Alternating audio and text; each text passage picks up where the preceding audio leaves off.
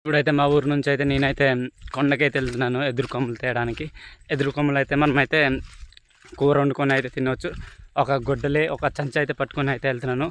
ఈ వీడియో అయితే full video అయితే చూడండి, చాలా ఇంట్రెస్టింగ్గా ఉంటుంది వీడియో అయితే. కొండ అయితే చాలా ఘాటి దగ్గర అయితే ఉన్నాను చూడండి. ఈ మొత్తం జీ టోటల్ మనకైతే ఊరు నుంచి అయితే నడుచుకొని వెళ్ళాలంటే 1 కిలోమీటర్ దాకా దూరం అయితే ఉంటుంది. ఇప్పుడు ఆవేశం వచ్చింది చూడండి, నడుచుకొని ఇంకా మీదకి వెళ్ళాలి. మన జీడి తోటల లోపల అయితే ఎదురు చెట్లు అయితే ఉంచరు. మనకైతే లాస్ట్న కొండ మీదకి వెళ్ళిపోతే దొరుకుతాయి. కొంచెం ఇంకో 10 నిమిషాలు అయితే పడుతుంది ఘాటి ఎక్కాలంటే. దారి అయితే చూడండి, దారి అయితే అసలు లేదు. మనమైతే కొండకి వేరంగా అందువల్లనే షార్ట్ కట్ అయితే వెళ్తున్నాను. మొత్తానికైతే దగ్గరలో అయితే వచ్చాము. ఇదైతే కొండ లాస్ట్లోనే అయితే వచ్చాను. ఇక్కడ నుంచి అయితే కిందనైతే జీటెట్లు అయితే ఉన్నాయి చూడండి. మా ఊర్లో అయితే ఎలా కనబడుతున్నాయి, ఇది మొత్తం అయితే జీ టోటలే కింద.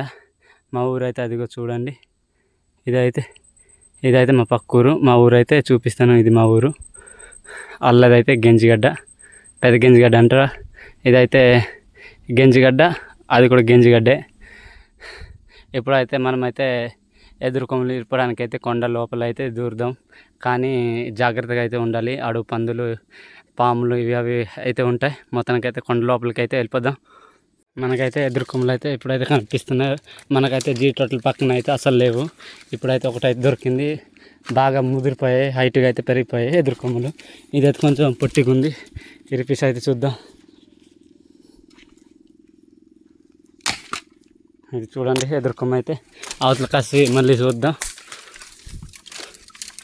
మనకైతే ఇటు కాసి అయితే లేత అయితే కనిపించట్లేదు. ఇవైతే చూడండి ఎంత పెరిగిపోయాయి. ఇవి మరి ఎందుకు పెద్దది. మనమైతే చిన్నవి అయితే చూద్దాం ఎదురు కొమ్మలు.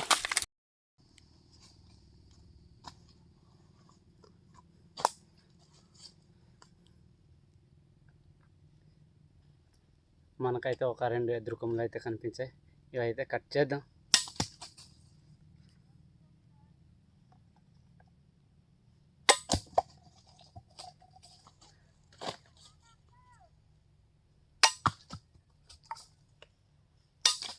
మనకి కట్ చేసిన తర్వాత అయితే ఇవైతే ఇక్కడ సంచిలోనైతే వేద్దాం.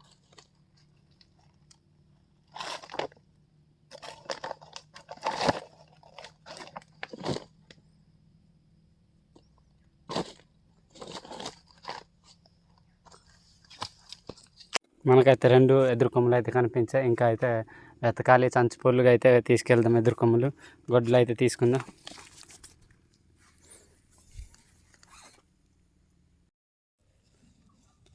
అల్లదొక ఎదురు కొమ్మ అయితే లేతది అయితే దొరికింది. ఇదైతే కట్ చేద్దాం.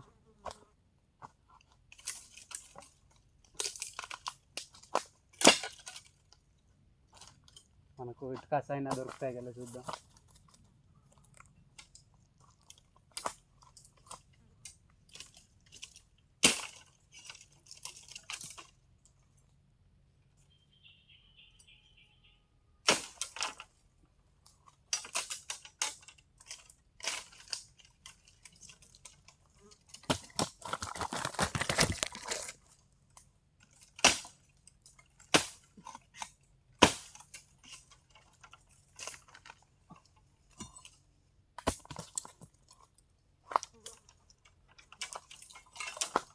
ఇక్కడైతే ఒక 3 ఎదురు కొమ్మలు అయితే దొరికాయి.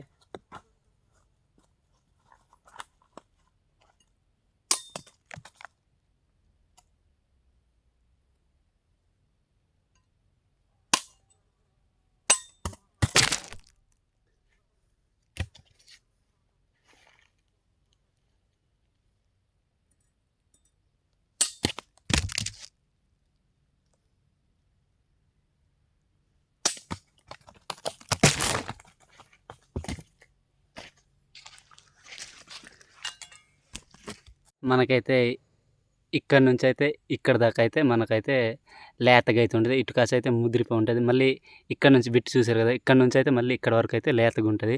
నేనైతే ఇప్పుడైతే తొక్క తీసి అది చూపిస్తాను. మనమైతే ఇప్పుడైతే తొక్క అయితే తీద్దాం.